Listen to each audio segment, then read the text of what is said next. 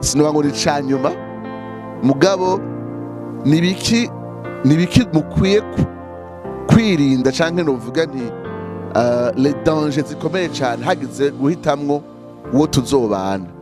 Twe twagira tubabwire intambuko zitanu novuga ushaka kuzokubaka nabi no kuzokwinjira muri mariage nabi, dushaka guhanura tuguha ingingo zitanu wokurikiza. iya mbere ngira yitubwira niwe yari bon no guhitamwo umuntu atizeye atavuka ubwa kabiri, uburyo bwiza bwo kuzobaho nabi no gutangura mariage kuri base za mbere zidashobotse ni guhitamwo umuntu adakijijwe. Rero umuntu adakijijwe ngo urumva ngo si umuyisilamu ngo si umuki oya, murashaka gusengana kuri eglise mugari umupagani. Ntukitore kwimvira ngo yandi madini hajya nyine manza ubone ko hari ivyemeza ko yavutse ubwa kabiri. Ubwa kabiri hari ikindi kintu ushobora gukora kikagushoboza tukuri kwinjira muri mariage mbi gose cyane, zo gutera umubabaro ubuzima bwawe bwose. Ntuze wigera uhanuza umuntu numwe. Affaire yo muzobana yigira affaire privée très personnelle, uvuga ati nta muntu nkeneye, singeneye umuntu numwe ambwira ikintu nakimwe, ndabikwemereye bizogenda nabi cyane.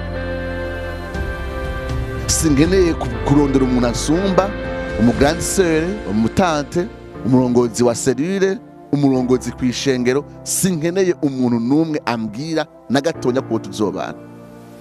Ni vyiza yuko la liberté individuelle ni kintu ciza, mugabo iyo kitafatanye n'ibindi bintu harimwo ubwenge bwo guhereza ikibanza abandi bantu, apana nibo wishimikije mu gufata ingingo, mugabo ukumviriza ubwenge bwabo, ni ubupfu budasanzwe iyo ivyo bintu umuntu avyirengagije mu ngingo iyo ariyo yose. Ubwa gatatu hari igihe cyane bikunda kuba mu bihugu by'Iburaya cyane muri Amerika, ugasanga hari abantu bashaka kubanza kubana iminsi mikeyi kugira ngo bashobore kugerageza kuraba yuko bizopasa ari babana by'ukuri. Abazungu barakunda kubikora cyane. Rero ni cohabitation canke guhitamo kubana n'umuntu igihe kanaka imbere ko mugira mariage. Kubana no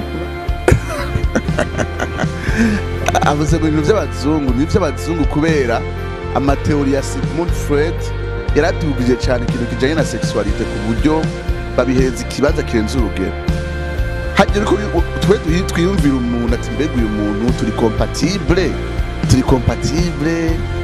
asha twe mu twiyumvira mbega mbaye no tuzasangiye ubwoko ubwo tuzoba turi compatible, mbaye udafise temperament nk'iyo wanje turi compatible. Mugaba turi ikintu cya mbere biyumvira nivyo bita compatibilité sexuelle.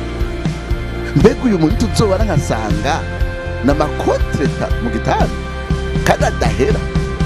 Umuzungu aravuga ati jewe kubaho difference sexuellement yo ntabwo no kwihanganira, reka rero manu ndavyeseye uwo muntu tumanza tugerageze imbere ko tubana.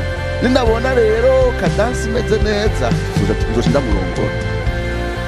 Nubwo ku bazungu hagezaho n'amashengero ahezagira abantu bamaze igihe bakohabita, ntibizotera gushika ngaha anye nabibonye mu bihugu bimwe muri Afurika ahantu nigeze gukubitira, ndabona ko bitanguye koroha.